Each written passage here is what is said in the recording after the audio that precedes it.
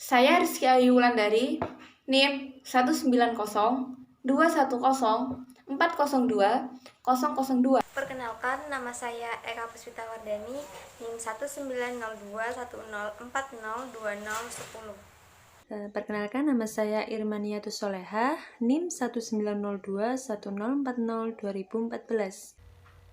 Saya Bidadari Kapindo, NIM 190210402025. Materi pertama yaitu pembelajaran berbasis teks. Pembelajaran berbasis teks adalah pembelajaran yang berorientasi kepada kemampuan siswa untuk menyusun sebuah teks. Metode pembelajaran teks ini disampaikan menggunakan teks satuan dengan tujuan agar peserta didik dapat melakukan kegiatan secara komunikatif. Teks-teks tersebut dikemas dalam suatu bentuk keterampilan berbahasa, yaitu menyimak, berbicara, menulis, dan membaca yang terintegrasi dalam sebuah kegiatan komunikatif. Salah satu contoh yang telah kami dapatkan yaitu puisi. Puisi yang berjudul Tanah Kelahiran ini merupakan salah satu bentuk ekspresi atau komunikasi antara si penulis dengan si pembaca.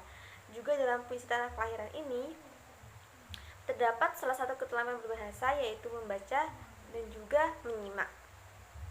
Termasuk juga contoh yang berikutnya yaitu teks observasi.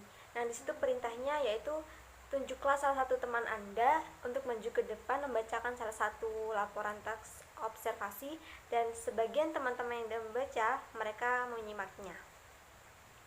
Teks tersebut juga berfungsi sebagai komunikasi antara membaca dan juga penyimak.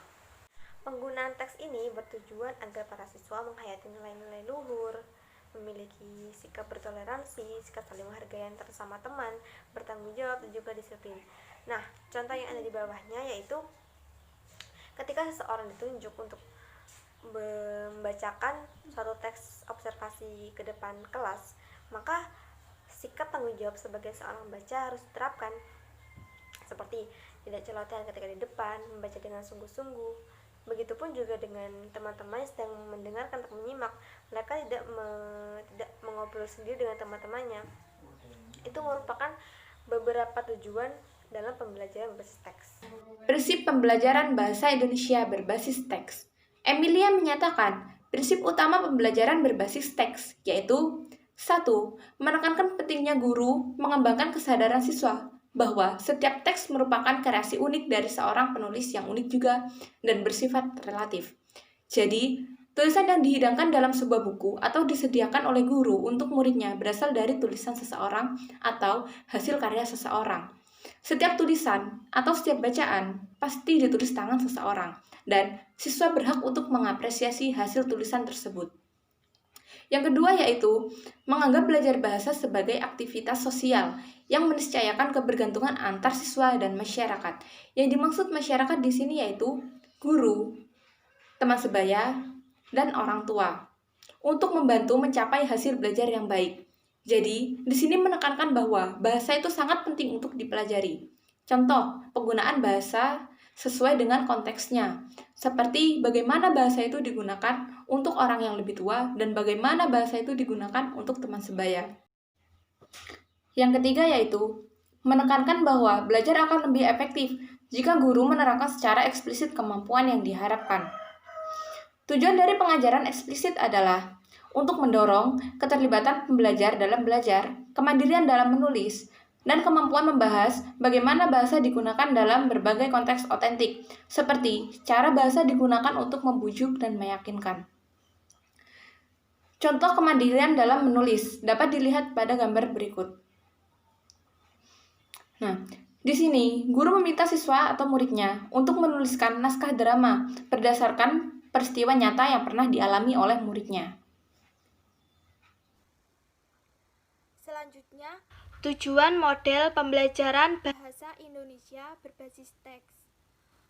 Model maupun metode pembelajaran bahasa Indonesia berbasis teks memiliki tujuan untuk mempersiapkan siswa memasuki dunia nyata dalam penggunaan bahasa dengan lebih memfokuskan bagaimana bahasa tersebut akan digunakan di dalam mencapai berbagai macam tujuan, Misalnya, saat siswa diminta untuk membuat laporan eksperimen, bercerita, atau menjelaskan sesuatu. Berikut merupakan contoh saat siswa diminta untuk menyusun laporan observasi. Pada contoh tersebut, pada kegiatan kedua, siswa diminta untuk menyusun teks laporan hasil observasi secara berkelompok, yang masing-masing kelompok terdiri dari 3 hingga 5 orang. Materi selanjutnya adalah gambaran ideal pembelajaran bahasa Indonesia berbasis teks di sekolah. Nah, pembelajaran dikatakan ideal atau sesuai yaitu dilakukan dengan baik dan tepat, memiliki sebuah metode, dan mampu mewujudkan tujuan dari pembelajaran tersebut. Pada pembelajaran berbasis teks ini memiliki metode dan beberapa tahap, diantaranya membangun konteks, pemodelan, pembangunan teks secara bersama, dan pembangunan teks secara mandiri atau individual. Nah, pada membangun konteks ini, guru membuat konteks dapat melalui gambar atau mengambil kejadian realita di lingkungan sekitar. Seperti itu.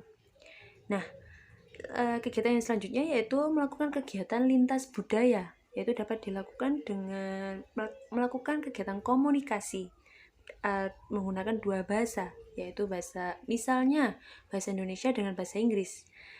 Bahasa Indonesia memiliki budaya sendiri dan bahasa Inggris memiliki budaya sendiri. Nah, yang selanjutnya kegiatannya itu pada tahap ini siswa dapat memahami isi teks dan tujuan teks, fungsi teks, dan jenis situasi dalam teks tersebut. Contoh membangun teks ini dalam buku bahasa Indonesia yaitu dapat berbentuk pertanyaan pilihan ganda melengkapi uraian, seperti itu. Nah, yang kedua, pada tahap pemodelan. Pada tahap ini, guru memberikan model teks, baik berupa lisan ataupun tulis. Contoh, sebuah teks dari jenis teks tertentu ditata, yang kemudian bertujuan untuk mengungkapkan makna.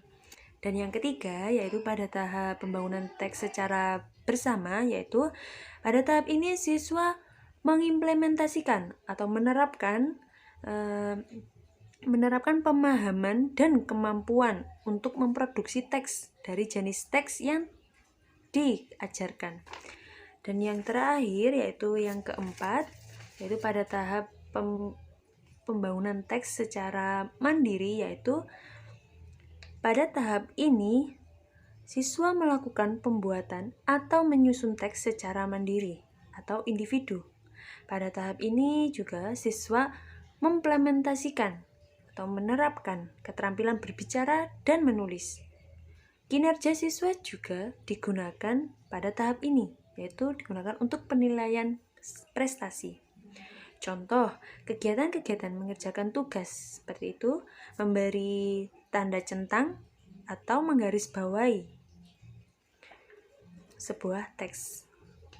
Oke, seperti itu gambaran ideal pembelajaran bahasa Indonesia berbasis teks, yang dimana siswa ini diajarkan untuk mengetahui jenis-jenis teks, fungsi teks, dan sebagainya.